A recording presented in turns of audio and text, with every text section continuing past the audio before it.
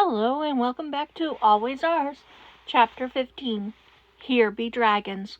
Summary, in which Ryuku's dragon instincts are screaming that there are hatchlings in danger, no matter what the file and the human memory says, and our TMNT boys are having problems with dragon instincts of their own, because while the author removed memory of 3 dragons fighting, instinct and bonds say otherwise. Having a dragon transformation quirk had been the most terrifying thing that had ever happened to Ryuko Tatsuma. Her first change hadn't been heroic, it had been instinct. 1 second, she'd been a nervous primary schooler. The next, enormous, wings scraping the ceiling, claws that sliced through the lockers like paper, teeth meant for tearing flesh from bone, and worst of all, the hoarding. Her classmates had screamed as she dragged them under her body, curling around them like a living vault. To her, they'd felt like jewels, treasure, hers. The heroes who responded had not seen a terrified little girl stuck in a body the size of a car. They'd seen an out-of-control dragon. And they hadn't been wrong. She changed schools twice after that incident, wore quirk-canceling cuffs for 2 whole years before anyone trusted her to have them off for short periods. But even cuffs couldn't cancel instinct. Her diet changed first. Grains sat like rocks in her stomach. Some fruits and vegetables made her nauseous. Meat went down easy, and bone marrow felt like medicine. She'd had to learn to fly because a classmate pushed her off a cliff on a road trip as a joke. Her wings had exploded out of her back to save her life, and she still got written up for public quirk usage. And then there was the stealing. Except that she didn't steal, not really. Shiny things just called to her. Lost earrings, dropped coins, a broken watch in the gutter. Her hands would close over them automatically, mine whispering, "Nest, nest, nest." Returning them felt like fighting a current. By the time she finished school, her record looked like a disaster. Incidents, property damage, starting fights, without meaning to because she was simply stronger than the people she pushed away. She'd been convinced her quirk was only good for heavy labor. Move rubble, haul beams, stay in the background. Then she met Rumi. Rumi didn't let anyone tell her that just because she had a rabbit mutational quirk, she should be a mascot hero. Rumi took her out to her family's private land and dared her to use her quirk until the sky felt small and the ground felt safe. Rumi was the one who said, "You're not a monster, you're a hero, act like it." That was the only reason Ryuku existed. And now Ryuku had a problem. Because the same dragon instincts that had once made her hoard classmates were telling her that the hatchling she'd pulled from the sports festival, the calm and disciplined Hamato Leonardo, was not alone. His quirk didn't smell like a simple heteromorph. It felt like hers, but buried. And those other kids Leonardo had mentioned, with similar turtle quirks, and the same last name, her instincts hissed, shifters, undeclared, untrained, unaware. It didn't help that every time she closed her eyes, Hosu flashed behind her lids, and her instincts screamed that there had been 2 hatchlings there. Not 1, 2 dragons, 2 signatures, 2 pieces of something ancient tearing at the sky, and more, scattered across Yue like eggs she was failing to guard. She lay awake at night, scales itching under skin that looked human. "You're a bad den, Mother," Instinct whispered. "You're failing them. Fix it. Find them, or you will never sleep again." Ryuku sighed and stared at the ceiling. For the first time in years, she wished for the numbness of quirk cuffs. At least back then, no one expected her to be responsible for anyone but herself. Donatello prided himself on logic. Systematic, predictable, quantifiable. Human behavior was nothing more than electrical pathways and chemical reactions. Quirks were just biological variables. Everything could be mapped, modeled, understood. So why did his vision flare red every time someone walked too close to Mei Hatsume. It had started small, a tightness in his chest when Haru leaned over her workbench, a low hum at the base of his skull that said, "No, back off, mine." Yesterday he'd nearly broken Haru's jaw. Not because Haru had done anything unforgivable, not because he'd chosen to, but because instinct roared louder than logic. Donatello had stepped between May and the other boy before he knew he was moving.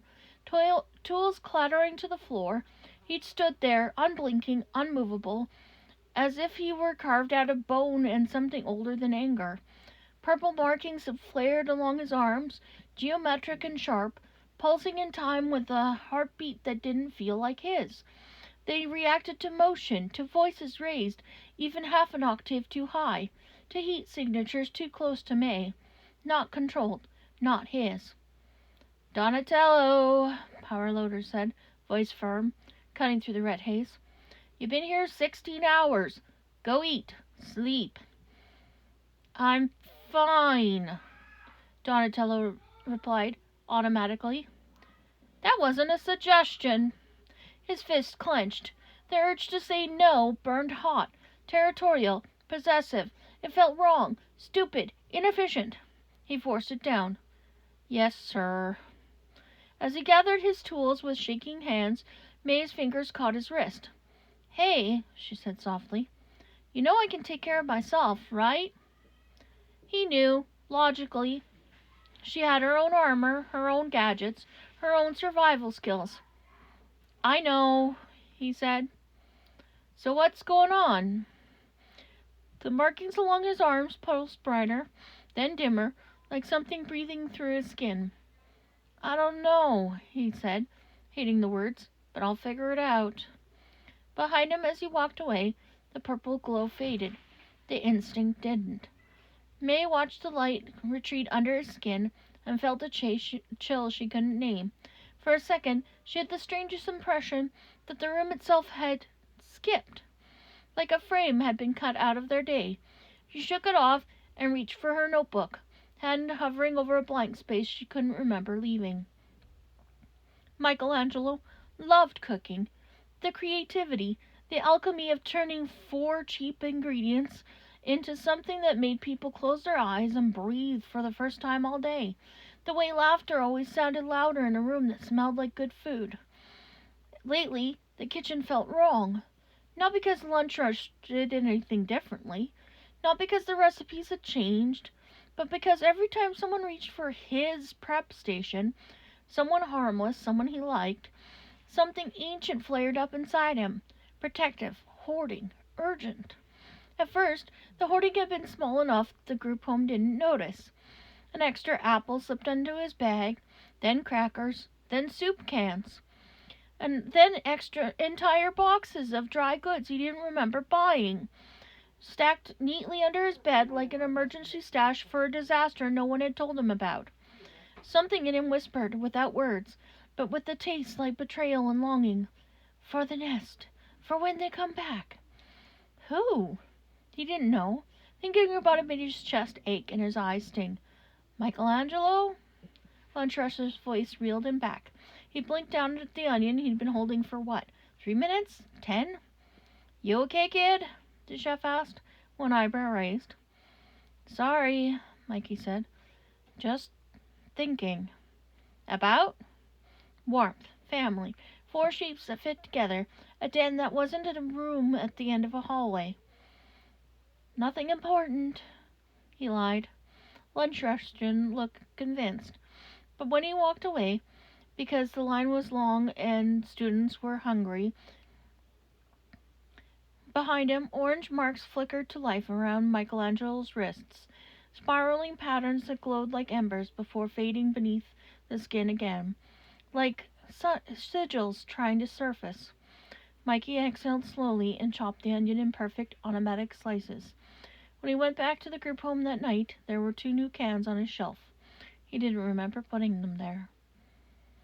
Leonardo stood a little straighter than usual, not because he'd decided to, but because something about Izuku Midoriya made his instincts hum in a way he didn't have words for. Not crush, not awe, not rivalry. Brood protective, territorial, irrevocable. It wasn't sexual, it wasn't romantic. It was older than either of those. Something out of a story where warriors carved their souls from the same fire, called each other brother without needing blood. Izuku smelled like shared effort, like scars that should have been his as well. Something in Leonardo's chest tightened whenever Takiro flinched, whenever he smiled too wide to hide fear. Leonardo's hands curled into fists. He didn't understand it. He didn't like not understanding it. But his body responded before his mind could catch up. Somewhere deep in the back of his awareness, below thought, below training, a dragon roared. Protect, protect, protect. Its echo raced down his arms, tingling along scales he couldn't see yet. All he knew was that if someone hurt Izuku, there would be nothing left of them but ash and regret. He didn't know why that felt as inevitable as sunrise. He only knew that it did. Raphael was starting to hate the words, "I don't know." Recovery Girl didn't know why his body temperature sat 4 degrees too high without cooking his brain. Kon Sensei didn't know why his bone density had tripled in places.